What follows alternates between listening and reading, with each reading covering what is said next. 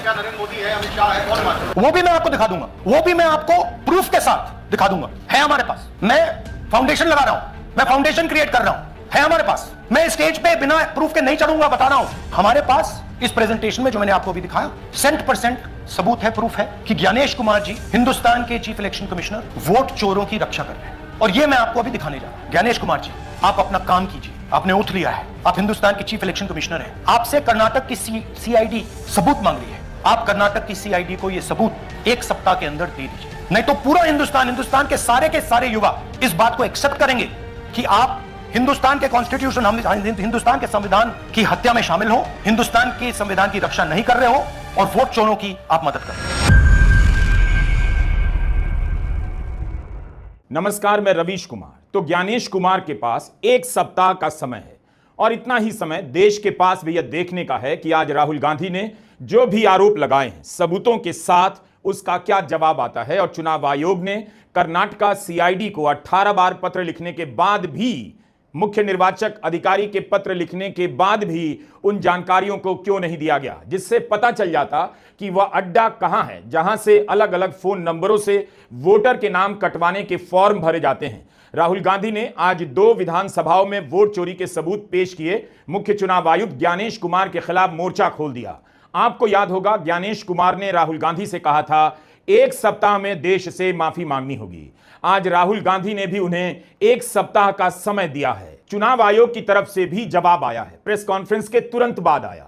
हम इस जवाब के बारे में भी इसी वीडियो में बात करेंगे। 18 सितंबर की प्रेस कॉन्फ्रेंस में राहुल गांधी ने बताया कि कर्नाटका में कोई नागराज हैं जो सुबह के 4 बजे उठते हैं और 2 लोगों के नाम कटवाने का फॉर्म भर देते हैं, नाम कट जाता है। नागराज जी, इन्होंने 2 एप्लीकेशन 36 सेकंड में फाइल कर दी है। और मजे की बात देखिए, ये 4 बजे सुबह उठ के फाइल कर रहे हैं। पता नहीं क्या हुआ, 4 बजे सुबह कहा कि भैया मैं 2 वोटर को डिलीट करूंगा, और कितने 36 सेकंड में डिलीट कर दिए, फिर सो गए।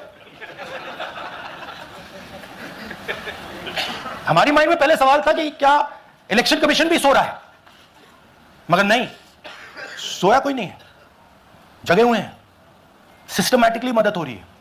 इस वीडियो में हम विस्तार से बता रहे हैं कि राहुल गांधी ने आज क्या क्या सबूत रखे। सबूत ही नहीं रखे बल्कि उस व्यक्ति को मंच पर पेश कर दिया जिसके नाम से वोटर लिस्ट से 14 बार आवेदन किए गए। ये सूर्यकांत हैं, कर्नाटका के आलंद विधानसभा के रहने वाले। इन्हें पता भी नहीं, इनके नाम से 14 वोटर के नाम कटवाने के आवेदन डाल दिए गए, वो भी अलग अलग फोन नंबरों से। राहुल गांधी ने इन नंबरों का एक हिस्सा भी अपनी प्रस्तुति में शामिल किया और कहा कि सारे नंबर बाहर के राज्यों के हैं। तो सवाल उठता है कि कर्नाटका से बाहर के राज्यों के फोन नंबर से आलंद विधानसभा में वोटर के नाम कटवाने का आवेदन कौन कर रहा था। सूर्यकांत ने बताया कि उन्हें पता नहीं, उन्होंने किसी का नाम कटवाने का फॉर्म नहीं भरा है। तो फिर यह गेम कौन खेल रहा है, कहां से खेल रहा है, यही आप इस वीडियो में जानेंगे। हम यह भी बता दें कि आलंद विधानसभा कलबुर्गी जिले की है और यहां से 2023 में कांग्रेस जीती थी। राहुल गांधी ने अपनी पार्टी की जीती हुई सीट पर वोट काटने के प्रयास को लेकर आरोप लगाए हैं ताकि यह इल्जाम ना लगे कि हार गए इसलिए हताशा में आरोप लगा रहे हैं। पिछली बार मैंने आपको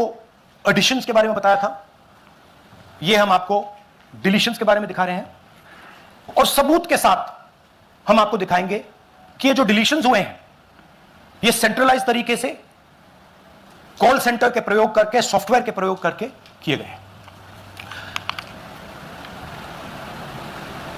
हमारे पास इस प्रेजेंटेशन में जो मैंने आपको अभी दिखाया 100% सबूत है, प्रूफ है कि ज्ञानेश कुमार जी हिंदुस्तान के चीफ इलेक्शन कमिश्नर वोट चोरों की रक्षा कर रहे हैं और यह मैं आपको अभी दिखाने जा रहा हूं।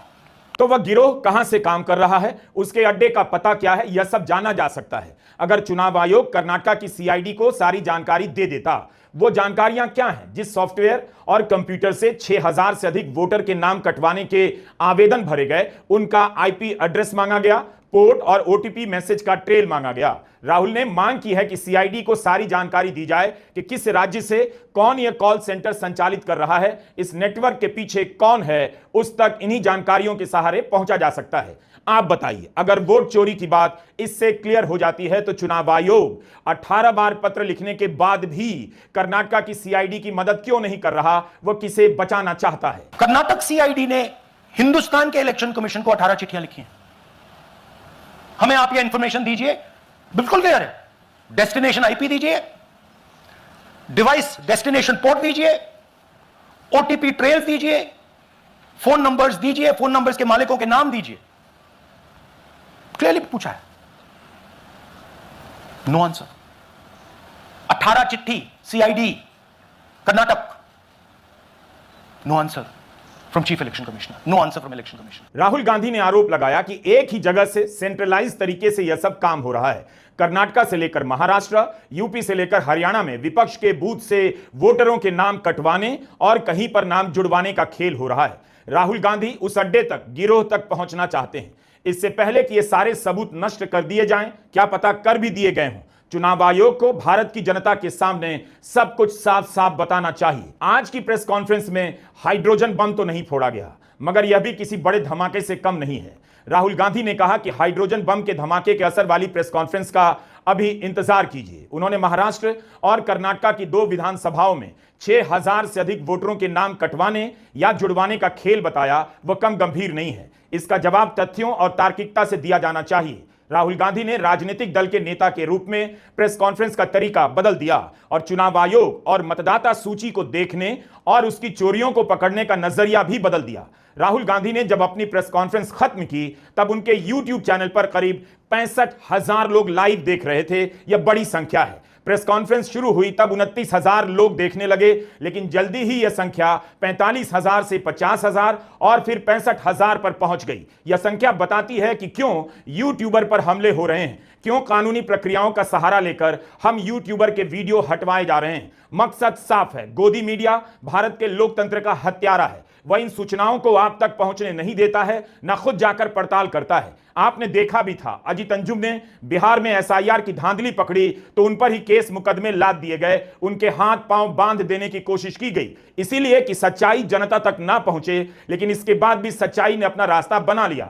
राहुल गांधी ने फिर से दावा किया है कि वे इस मंच से कोई भी बात बिना सबूत के कहने नहीं आए हैं। कि अगर मैं स्टेज पे जा रहा हूं, ब्लैक एंड व्हाइट प्रूफ नहीं होगा, मैं नहीं जाऊंगा। अगर ब्लैक एंड व्हाइट प्रूफ होगा जो कोई मतलब उसको निगेट नहीं कर सकता, मैं जाऊंगा। मैं देश के कॉन्स्टिट्यूशन की रक्षा कर रहा हूं, संविधान की रक्षा कर रहा हूं, मैं लोकतंत्र की रक्षा कर रहा हूं और मैं सच्चाई आपके सामने रख रहा हूं। हाइड्रोजन बॉम्ब आ रहा है, यह एक और उदाहरण है वोट चोरी का। पिछली बार मैंने आपको एडिशंस के बारे में बताया था, यह हम आपको डिलीशंस के बारे में दिखा रहे हैं और सबूत के साथ हम आपको दिखाएंगे कि ये जो डिलीशंस हुए हैं ये सेंट्रलाइज तरीके से कॉल सेंटर के प्रयोग करके, सॉफ्टवेयर के प्रयोग करके किए गए हैं।